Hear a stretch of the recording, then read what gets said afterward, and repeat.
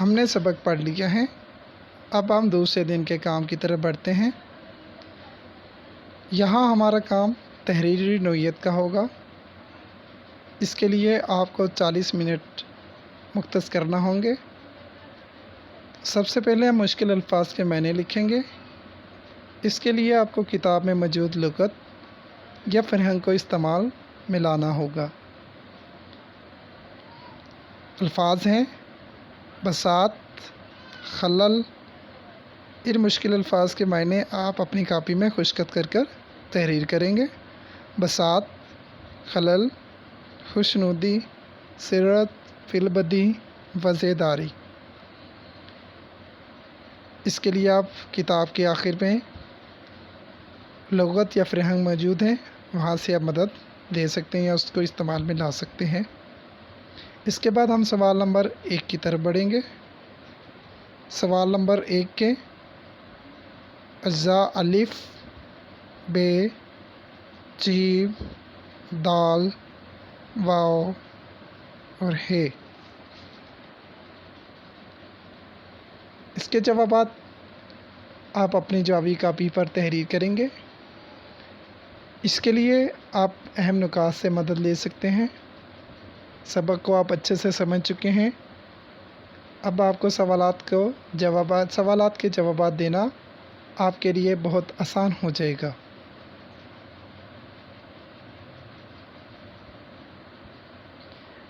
تیسرے دن کا کام، یہ کام بھی تحریری نوعیت کا کام ہوگا۔ اس کے لیے آپ کو 20 منٹ مختص کرنا ہوں گے۔ یہ کام تحریری نوعیت کا کام ہے۔ اس پر پہلے آپ غور و فکر کریں گے، پھر تحریر کریں گے۔ سوال اس میں ہے، اس سبق سے ہمیں اپنے ملک کے دیہات میں پائے جانے والی ناقص طبی سہولتوں کا پتہ چلتا ہے۔ کیا آپ بتا سکتے ہیں کہ اس صورتحال میں کیسے بہتری لائی جا سکتی ہے؟ اس سوال کے جواب میں آپ نے تجاویز دینی ہے، اپنی رائے دینا ہوگی۔ اس کے لیے آپ گھر میں موجود بڑوں سے تبادلہ خیال کر سکتے ہیں یا انٹرنیٹ سے بھی مدد لے کر اپنی تجاویز مرتب کر سکتے ہیں کہ ہمیں کون کون سے اقدامات کرنے چاہیے جن سے ہم بہتری لا سکتے ہیں۔ یہاں آپ کی سہولت کے لیے چند تجاویز موجود ہیں۔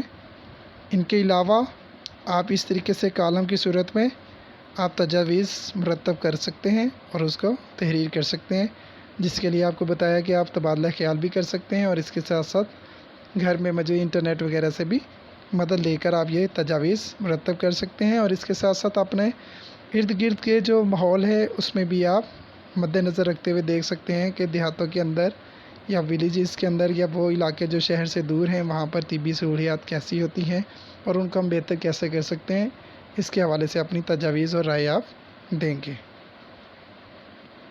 چوتھے دن کا کام جو کہ سرگرمی پر مشتمل ہے، یعنی ہمارا ایکٹیویٹی پر مشتمل ہے، یہ کام بھی تحریری نوعیت کا کام ہوگا، جس کے لیے آپ کو 20 منٹ مختص کرنا ہوں گے۔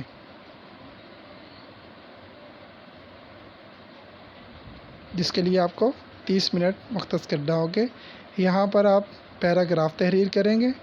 پیراگراف آپ تحریر کریں گے صفائی کی اہمیت اور افادیت پر ایک پیراگراف تحریر کریں گے، جس کے لیے آپ گھر میں بڑوں سے تبادلہ خیال کر سکتے ہیں صفائی کی اہمیت پر، اور اس کے ساتھ ساتھ آپ انٹرنیٹ سے مدد لے سکتے ہیں، یا پھر آپ اپنے ارد گرد دیکھیں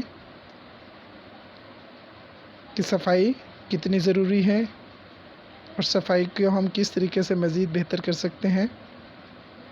ٹھیک ہے جی۔ اس کے ساتھ ساتھ آپ اس سوال کے لیے اس چیز کا بھی حوالہ دے سکتے ہیں کہ اسلام میں صفائی کی اہمیت، ٹھیک ہے جی، اسلام میں صفائی کی اہمیت، کہ اسلام ہمیں صفائی کے بارے میں کیا بتاتا ہے۔ آپ اس طریقے سے بھی آپ تحریر کر سکتے ہیں، اس حوالے کو بھی مد نظر رکھ سکتے ہیں، احادیث لکھ سکتے ہیں اگر آپ کو یاد ہو۔ ٹھیک ہے جی۔ اسلام میں صفائی کی اہمیت پر زور دیا گیا ہے، یہ حوالہ بھی آپ اس سوال کے اندر درج کر سکتے ہیں۔ آئیے اب سبق ہم پڑھ چکے ہیں، इस सबक के मतन को मद्देनज़र रखते हुए दोहराई करते हैं थोड़ी सी। आप बताइए कि सबक के मतन को मद्देनज़र रखते हुए दर्ज ज़ैल जुमले किसने कहे और किससे कहे। पहला जुमला है, क्या मर्ज़ है, किसने कहा और किससे कहा। मेरी तकलीफ़ ज़रा पेचीदा सी है, किसने कहा और किससे कहा। मरीज़ों के लिए भैंस का खालिस दूध का खातिर ख्वाह इंतज़ाम है, किसने कहा और किससे कहा।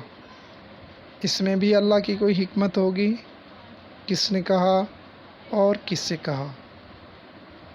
अज़ीज़ तलबा तलबात, उम्मीद करता हूँ कि आपने आज की इस तसरीरी सी वीडियो से फ़ायदा उठाया होगा और सबक को अच्छे तरीके से समझ चुके होंगे। तहरीरी काम को अच्छे और मौसर अंदाज से तहरीर कर आप वक्त पर जमा करवाइए। जवाबी कापी पर अपना नाम, क्लास, सेक्शन लिखना मत भूलिए।